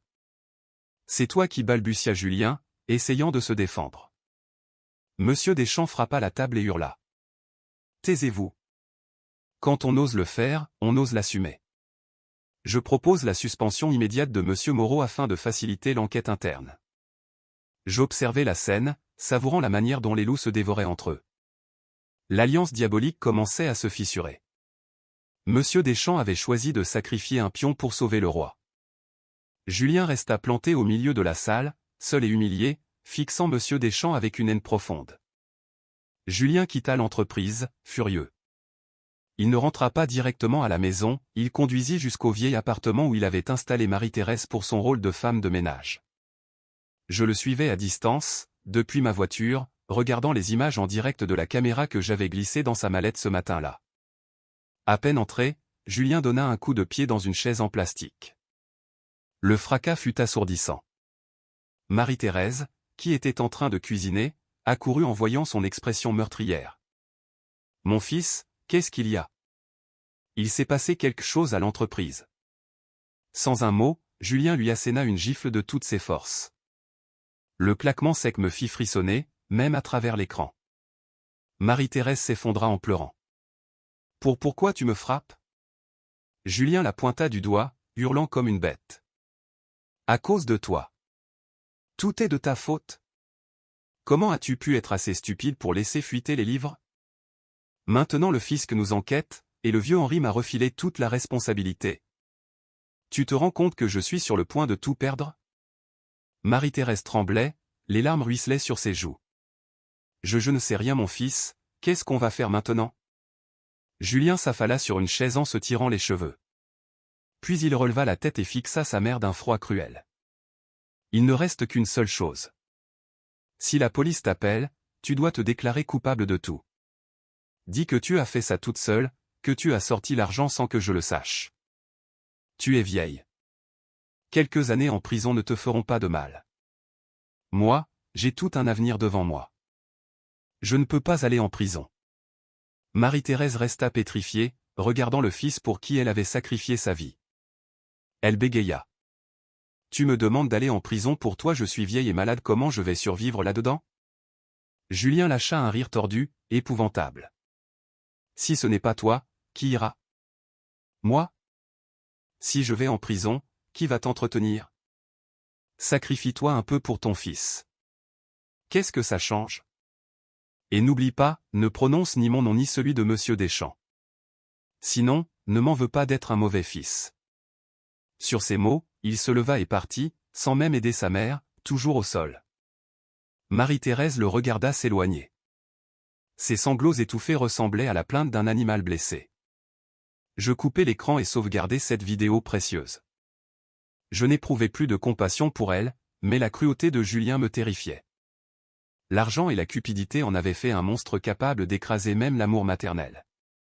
J'envoyai la vidéo au numéro secret de Marie-Thérèse, avec un bref message. « Regardez bien, voilà le fils dévoué pour lequel vous étiez prête à tout sacrifier. Allez-vous aller en prison pour qu'il épouse une autre et profite de la vie aux dépens de votre souffrance? » Je savais que ce serait le coup de grâce. La foi aveugle de Marie-Thérèse venait d'être brisée par son propre fils.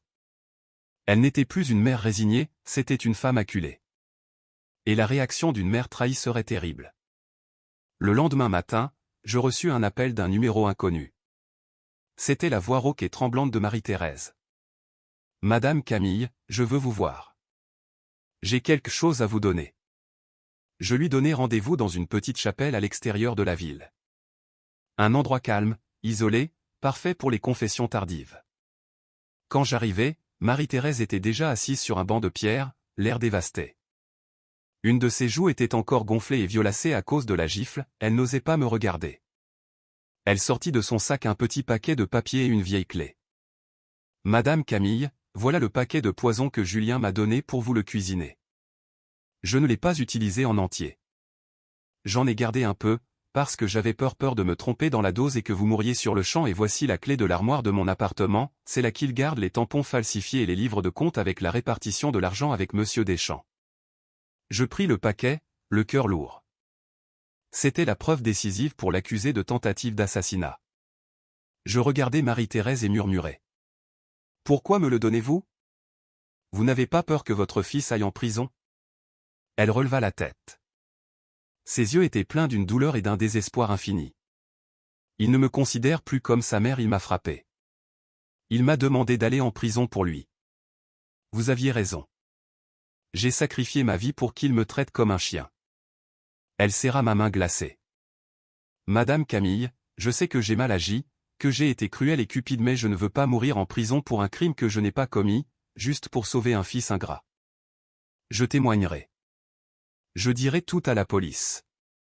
Je vous demande seulement d'intercéder pour moi, d'obtenir une peine réduite. Je veux juste rentrer dans mon village et vivre ce qu'il me reste. Je regardais la femme devant moi, à la fois digne de pitié et de mépris. Elle était coupable, mais aussi victime de sa propre éducation faussée et d'une cupidité sans limite. J'acquiesçai et lui serrai la main. D'accord. Je promets de demander de la clémence pour vous si vous avouez sincèrement. Mais vous devez m'écouter jusqu'à ce que la police intervienne. Agissez comme si de rien n'était. Continuez à jouer la mère obéissante qui endosse la faute, pour qu'il ne se méfie pas et ne fasse pas disparaître les preuves. Marie-Thérèse essuya ses larmes et hocha la tête à plusieurs reprises. Je vous écouterai. Je ferai tout ce que vous me direz. Maintenant, je ne fais confiance qu'à vous. Notre rencontre se termina au son des cloches de la chapelle, mais mon cœur n'était pas apaisé. Je sortis sous le soleil du matin. Je savais que la plus grande tempête était encore devant moi. Avec l'aide de Marie-Thérèse, j'avais en main la qui me permettrait de renverser cette partie mortelle. Julien, Henri, attendez. Votre fin est toute proche. La rumeur selon laquelle je gardais une copie de sauvegarde de toutes les données et des livres comptables dans un coffre-fort secret à Saint-Michel-des-Bois, en périphérie, parvint aux oreilles de Julien. Mathis avait rempli sa mission d'agent double à la perfection, il souffla à Julien, l'air grave, que je comptais remettre ce coffre à la police dans 2 jours, une échéance intenable pour des hommes au bord du gouffre comme Julien et Monsieur Deschamps. Cette nouvelle fut pour eux comme la dernière bouée au milieu d'une inondation. Cette nuit-là, un orage soudain s'abattit sur la ville. Les éclairs déchirèrent le ciel noir. J'étais assise dans une voiture de police banalisée, garée à distance de la grille du pavillon, plongée dans l'obscurité et un silence étouffant. À côté de moi, plusieurs policiers fixaient les écrans de surveillance. La tension était à son comble. Peu après 1 heure du matin, une camionnette noire approcha furtivement, phares éteints. 3 silhouettes en descendirent, visibles à la caméra infrarouge. Je reconnus la démarche voûtée de Monsieur Deschamps, la hâte de Julien, et les pas hésitants de Marie-Thérèse, que Julien traînait derrière lui. Il l'avait forcé à venir, peut-être pour surveiller ou pire, pour lui faire porter la faute du cambriolage s'il se faisait prendre. Voir cette vieille femme traînée par son propre fils sous la pluie me donna un mélange d'amertume et d'indignation. Ils forcèrent la porte arrière et entrèrent dans le bureau où se trouvait le coffre-fort. J'avais désactivé l'alarme sonore, mais elle envoyait toujours un signal silencieux au central afin qu'ils croient que leur intrusion réussissait. Sur l'écran, Julien éclairait avec une lampe torche tandis qu'il essayait de forcer le coffre avec une perceuse et un pied de biche. Monsieur Deschamps, à ses côtés, ne cessait de regarder sa montre et de le presser. « Dépêche-toi. Qu'est-ce que tu fabriques? Il va faire jour. » Julien transpirait à grosses gouttes. « J'essaie, ce coffre est importé. Il a une serrure haute sécurité. » Marie-Thérèse était recroquevillée dans un coin, terrorisée. Après presque une demi-heure, un déclic sec retentit. La lourde porte du coffre s'ouvrit. Julien et Monsieur Deschamps se jetèrent dessus comme des papillons sur la lumière, plongeant les mains à la recherche des soi-disant preuves, puis, l'instant d'après, ils se figèrent. Le coffre était vide. Pas de livre, pas de clé USB. Seulement une feuille blanche, laissée au centre, avec une phrase écrite à l'encre rouge, « Bienvenue en enfer ». Quand Julien prit la feuille, son visage blanchit. Monsieur Deschamps la lui arracha, la froissa et hurla. « C'est un piège. Courez !» Mais il était trop tard. Aussitôt, de puissants projecteurs s'allumèrent autour du pavillon, changeant la nuit en plein jour. Les sirènes hurlèrent, déchirant le silence. Une voix retentit au mégaphone. « Police! Ne bougez plus! Lâchez vos armes et levez les mains !» Monsieur Deschamps, vieux renard, tenta de fuir par une fenêtre, abandonnant ses complices. Mais Julien, dans son désespoir, ne se rendit pas. Il sortit un couteau qu'il portait caché et se précipita vers un coin de la pièce. Je retins mon souffle. Il ne courut pas vers les policiers, il courut vers sa propre mère. Il attrapa Marie-Thérèse par les cheveux, lui renversa la tête en arrière et plaqua la lame contre sa gorge. « Reculez. Reculez tous, ou je la tue. Je n'irai pas en prison. » hurlait-il, le visage déformé. Marie-Thérèse resta immobile, fixant son fils adoré, les yeux exorbités. Elle ne se débattit pas, ne cria pas. « Mon fils, qu'est-ce que tu fais ? » « C'est moi ta mère, » murmura-t-elle, la voix brisée par la pluie. Mais Julien n'avait plus aucune humanité. Il appuya la lame, entaillant légèrement la peau, un filet de sang apparut. « Maman, c'est à cause de toi qu'on en est là. Tu m'as mis au monde, alors c'est à toi de me sauver. » Ces mots étaient du poison. J'ouvris la portière pour sortir, mais un agent m'arrêta. À cet instant de tension extrême, un tir de sommation retentit. Profitant de la distraction de Julien, les agents d'intervention se jetèrent sur lui, le plaquèrent au sol et lui arrachèrent le couteau. Immobilisé par terre, Julien ne cessait de cracher des insultes. Marie-Thérèse s'effondra en se tenant la gorge, mais ses yeux restaient fixés sur son fils pendant qu'on l'emmenait menotter. Elle ne pleurait pas. On aurait dit que ses larmes s'étaient taries pour toujours. La salle d'interrogatoire était froide, grise. J'observais depuis une pièce voisine, derrière une vitre sans teint. Julien était assis, recroquevillé, les cheveux en bataille, les vêtements sales. En face, un inspecteur chevronné le fixait d'un regard perçant. Dans la salle d'à côté, Monsieur Deschamps était interrogé lui aussi. Contrairement à Julien, il conservait une arrogance glacée, niant tout. « Je ne sais rien. Monsieur Julien a agi de son propre chef. Moi, je suis la victime. » L'inspecteur, dans la salle de Julien, lui passa l'enregistrement de la déposition de Monsieur Deschamps. En l'entendant rejeter toute la faute sur lui, le traiter d'ingrat et de voleur, Julien explosa. « Vieux salaud, il ose se laver les mains. C'est lui qui a tout planifié. » La rage brisa le dernier reste de raison de Julien. Il se mit à tout avouer, l'évasion fiscale orchestrée par Monsieur Deschamps, le plan pour s'emparer du patrimoine de ma famille. C'est lui qui m'a appris à détourner l'argent de l'entreprise, à créer les sociétés écrans. Il m'a dit que je devais épouser Camille, puis trouver le moyen qu'elle meure lentement pour que l'héritage paraisse légal. Le poison aussi, c'est lui qui me l'a obtenu. Il hurlait, essayant d'entraîner son mentor dans la boue avec lui. Dehors, j'écoutais en silence, ne ressentant qu'un profond dégoût. Ils se dévoraient, s'accusant l'un l'autre. Quand les aveux furent suffisants, j'entrai dans la salle et posai sur la table la vieille clé USB que Gaston m'avait donnée. En la voyant, Julien se vida de son sang. Je le regardai et, d'une voix glaciale, je dis : « Tu te souviens de ça ? C'est l'enregistrement de toi et de Monsieur Deschamps en train de planifier l'accident de mes parents, il y a 20 ans. Elle t'est tombée à l'usine. Le destin a voulu qu'elle revienne entre mes mains, pour vous envoyer en prison tous les deux. » Julien s'affaissa sur sa chaise, vaincu. Il savait qu'avec cette preuve, le témoignage de Marie-Thérèse et tous les documents, son avenir était scellé. Je sortis, laissant derrière moi le bruit de ses sanglots tardifs. Après confrontation des dépositions et des preuves contenues dans la clé USB, la police rouvrit rapidement le dossier du tragique accident de mes parents. L'inspecteur en charge me convoqua dans son bureau. « Madame Camille, nous avons la conclusion officielle. L'accident de vos parents n'a pas été une sortie de route ni un suicide, comme on l'avait conclu à l'époque. Même si j'étais préparé, la confirmation me transperça. » L'inspecteur poursuivit. « Le commanditaire, c'était Monsieur Deschamps. Il a payé quelqu'un pour couper les freins du camion de votre père. son intention était de provoquer un accident, de les blesser, puis de les obliger à lui vendre l'usine à bas prix pour solder leurs dettes. Mais la route de montagne et la pluie de ce jour-là ont fait que le camion a basculé dans un ravin. Vos parents se sont battus jusqu'au bout pour le contrôler. Ils n'ont jamais voulu vous abandonner. Je fondis en larmes. Un chagrin retenu pendant 20 ans. J'avais vécu avec le stigmate d'avoir été abandonné, avec les rumeurs disant que mes parents s'étaient suicidés à cause des dettes, mais ce n'était pas vrai. Ils avaient été victimes d'une cupidité meurtrière. L'inspecteur me tendit une vieille photo retrouvée dans le portefeuille de Monsieur Deschamps. On le voyait, souriant, triomphant, à côté du camion accidenté. Il la gardait comme un trophée. Je serrai la photo, sentant que la tache sur l'honneur de mes parents venait enfin d'être lavée, même si le prix était trop élevé. Je me rendis directement au cimetière. À genoux devant leur tombe, je déposai un bouquet de chrysanthèmes blancs et la notification de réouverture du dossier. Papa, maman, pardonnez-moi d'avoir laissé votre nom être sali si longtemps. Maintenant, vous pouvez reposer en paix. Ceux qui vous ont fait du mal paieront.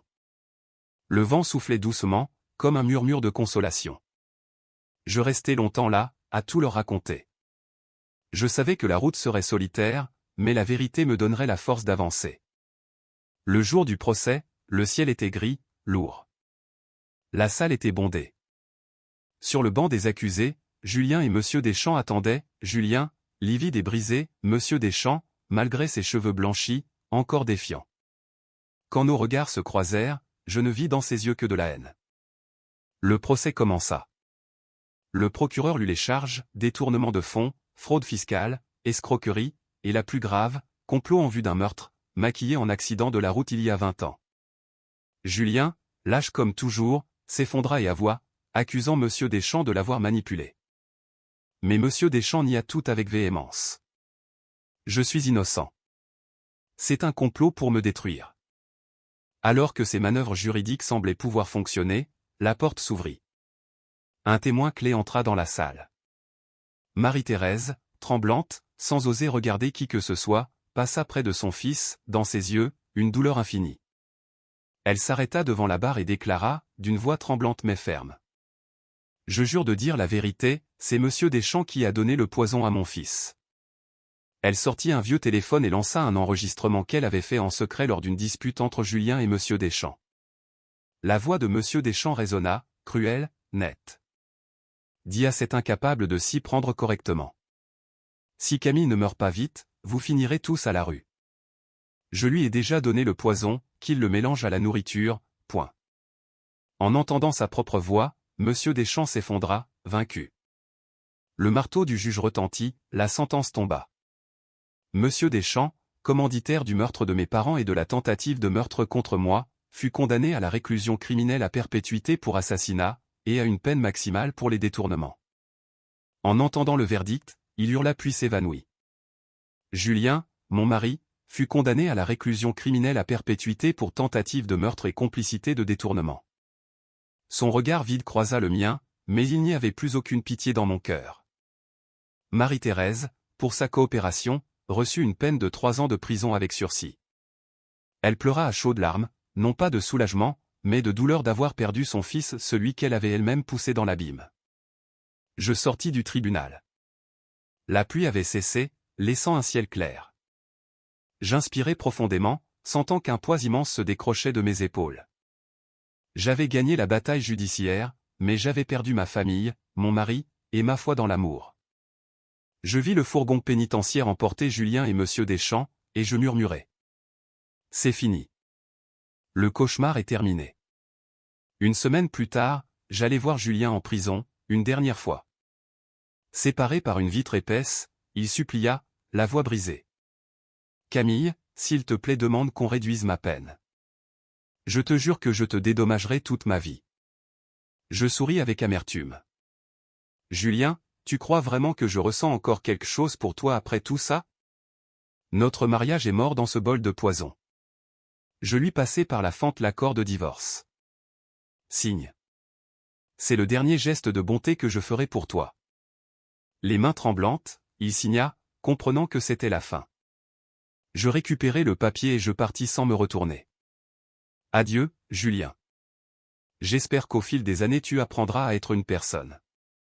De retour à l'entreprise, je trouvais un champ de bataille.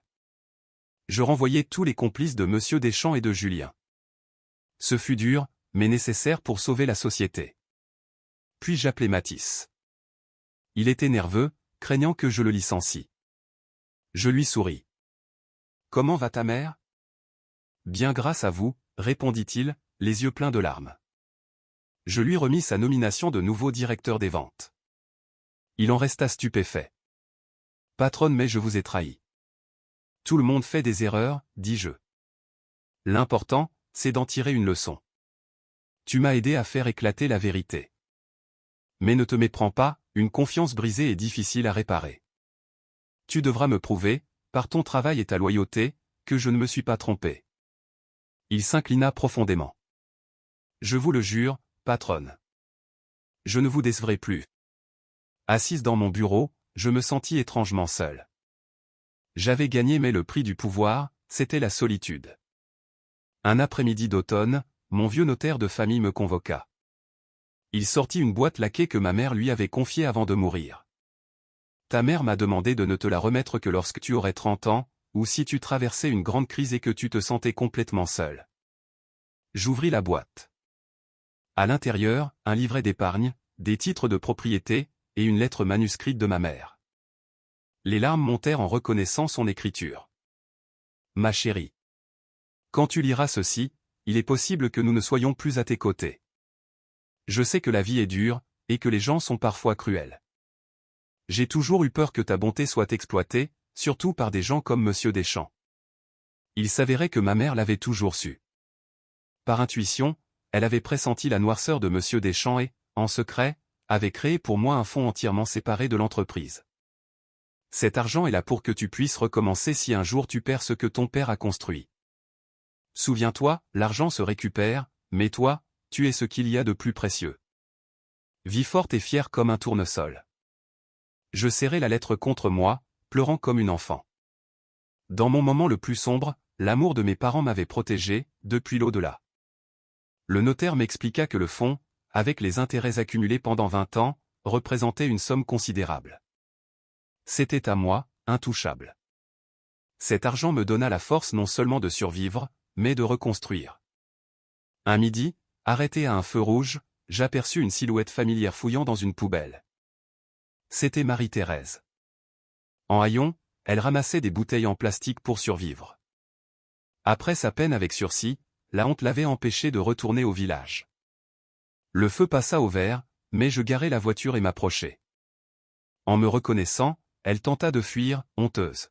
« Marie-Thérèse, vous n'avez pas besoin de vous cacher, » dis-je calmement. Elle s'immobilisa, tremblante, puis se mit à genoux, suppliant pardon. « Relevez-vous, » dis-je en gardant mes distances. Votre vie actuelle est la punition la plus juste. Je ne suis pas là pour me moquer ni pour vous aider. Je veux seulement vous dire de vivre ce qu'il vous reste en paix et de vous repentir.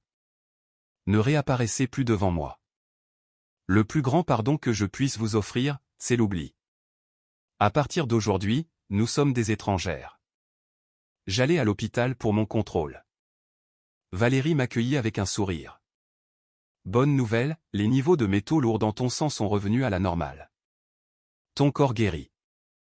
Je poussai un soupir de soulagement, mais elle ajouta, avec prudence. Les dégâts sur ton système reproducteur sont réels. Il te sera difficile de devenir mère naturellement.